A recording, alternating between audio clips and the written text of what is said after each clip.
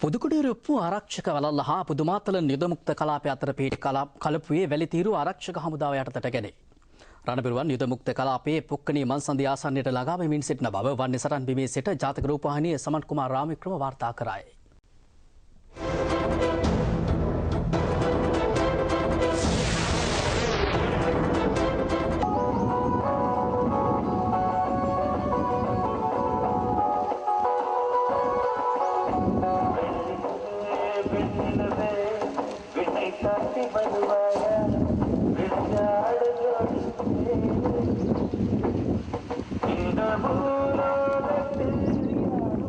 පුදුමාතලන් යුදමුක්ත කලාපයේ LTTE ප්‍රාණ අපකරුවන්ව සිටින සාමාන්‍ය ජනතාවට පුදුකුඩිරිප්පු හමුදා ආරක්ෂක වළල්ලේ යුද හමුදා සමාජිකයන් සිටින දොරටු සොයා ගැනීමට පහසු වන පරිදි ස්ථාන කිහිපයකින් අඛණ්ඩව මෙම ශබ්ද විකාශන යන්ත්‍ර මගින් ගීත ප්‍රචාරය කරනවා.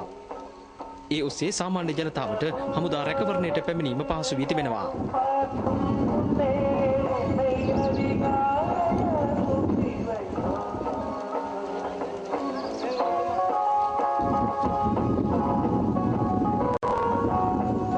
එමෙන්ම සාමාන්‍ය ජනතාවට හමුදා රැකවරණයට පැමිණෙන ලෙස සහෝදරාත්මක ආරාධනාවක්ද අඛණ්ඩව සිදුවෙනු දැකගත හැකියි. ஆற்றால் செல்லும் போது தாட்பம் இல்லாத பகுதியால் செல்லுமாறு நாங்கள் அன்புடன் கேட்டுக்கொள்கிறோம். நன்றி, வணக்கம். මේ අතර 58 වන සේනාංකය පුදුකුඩිරිප්පු ආරක්ෂක වළල්ල හා පුදුමාතලන් අතර පිහිටි කලපු ප්‍රදේශයේ වැලිතීරුවද ඊයේ රාත්‍රියේ සියතට ගත්තා. එම සේනාංකය යුදමුක්ත කලාපයේ පොක්කණේ මන්සන්දියටද ඉතා ආසන්නව සිටිනවා. ඊයේ රාත්‍රියේ අපි කරපු ක්‍රියාවන් සමගම සැලකිය භූමි ප්‍රමාණයක් අපේ යටතට පත් වෙලා තියෙනවා.